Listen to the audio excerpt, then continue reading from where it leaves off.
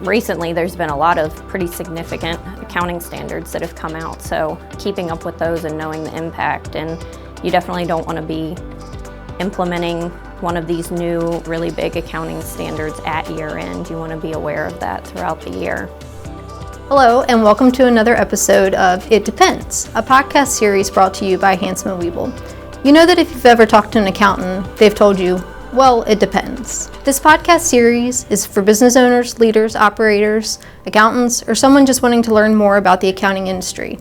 I'm your host, Clarissa Hoffman.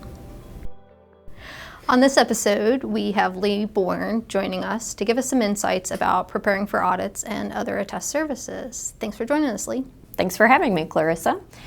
So I've been in the A&A Audit and Accounting Department since 2017, so I have a little bit of experience in preparing for audit engagements. Well, we appreciate the insights that you're going to provide today, so let's jump right in.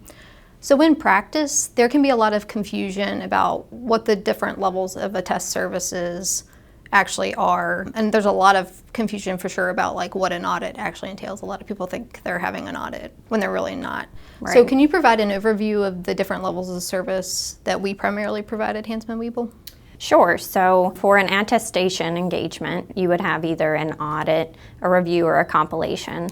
An audit is going to provide the highest level of assurance, which it would be a reasonable level of assurance that your financial statements are free from material misstatement. A review is only going to be limited assurance. And then a compilation, you actually will get a letter with your financial statements that basically says that we don't provide any assurance on these, but we do compile those based on the information that you've given us. So what are some ways that you can prepare for your attest service, whichever level of service that you're going to have?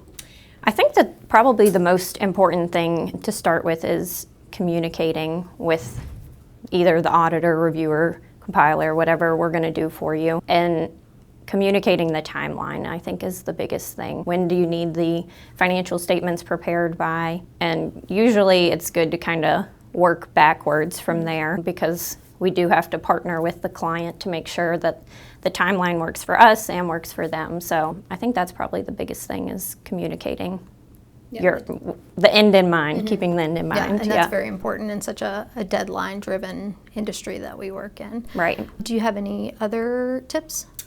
I think that it's important, as the client or potential client, they are looking at reconciling their accounts throughout the year. So if you kind of don't really have any controls around that, and we come in at the end of the year and none of your accounts are reconciled, the engagement probably is not going to go very well for you or for us. So keeping an eye on those accounts throughout the year. Monthly reconciliations are ideal. Bank statement reconciliations, if you have any notes payable, reconciling those. Reconciling any subsidiary ledgers, so your AR or AP ledgers to your GL, and for nonprofits, maybe some donor software. Having that outside of your accounting software, you want to make sure that you're reconciling that to your general ledger. A monthly basis is best, but at least annually you want to be doing those type of reconciliations before we come in to do the attestation engagement. And I think such a key component of those reconciliations, not only doing them monthly, but keeping documentation specifically about any reconciling items or journal entries that you're going to post to correct any errors that you find. That's really important as well. Do you have any other feedback about documentation that you think is important? Well, I think it's important too to whoever is preparing and reviewing these things to sign and date, so that when we come in for the engagement, that's mostly for audits. If you're doing a review or a compilation, we probably aren't going to come in and ask and make sure that your bank recs are reviewed and signed off on in a timely manner. But for an audit engagement, the timeliness of those reviews and having documentation of those reviews is really important. Yep, those internal controls are always important. That's right. What other tips for preparation do you have? It's important too to keep up with accounting standards that are coming out. That's mostly us communicating those to clients kind of in advance. We kind of know what might be applicable to different clients, but usually it's the client's responsibility to implement those things, right? We can kind of give guidance and help on the transition, but recently there's been a lot of pretty significant accounting standards that have come out. So keeping up with those and knowing the impact, and you definitely don't want to be implementing one of these new really big accounting standards at year end. You want to be aware of that throughout the year.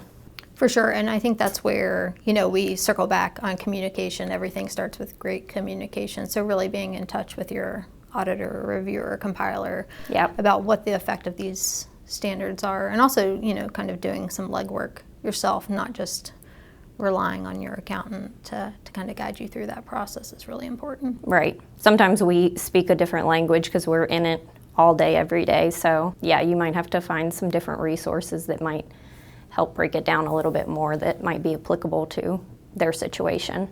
That's great advice. What about looking back at prior engagements, prior audits or prior reviews that you've had? Do you find any value in that as you prepare for your year-end engagement? Yeah, I think that's important to kind of look back and see if there are any journal entries that we posted during the audit or review or compilation, and see if those are things that you can post ahead of time before you give us the general ledger. That'll save time on both of our parts if you're posting those type of journal entries. And I think a lot of the journal entries sometimes come from not having things reconciled prior to us coming in. That kind of ties back to making sure that you're putting those reconciliations. Any type of reminder to do those monthly. I know everybody gets really busy and it's hard to keep up with those, and then now you're a year later and you have to do a whole year of reconciliation. Thanks for that insight, Lee. Do you have any final documentation tips? Because I know a lot of our clients struggle with that. Yeah, I think that the biggest thing is to whatever report you're giving us, whether that's coming out of your general ledger or it's coming out of some subsidiary ledger, is making sure first that it ties to the GL. So that's the first thing that we're going to look at when we get some sort of documentation is, does it agree to the GL? If not, usually we're going to turn that back over to you. I think that's the most important thing, is tying it to the GL first, and then we'll make more requests based off of the information that we have.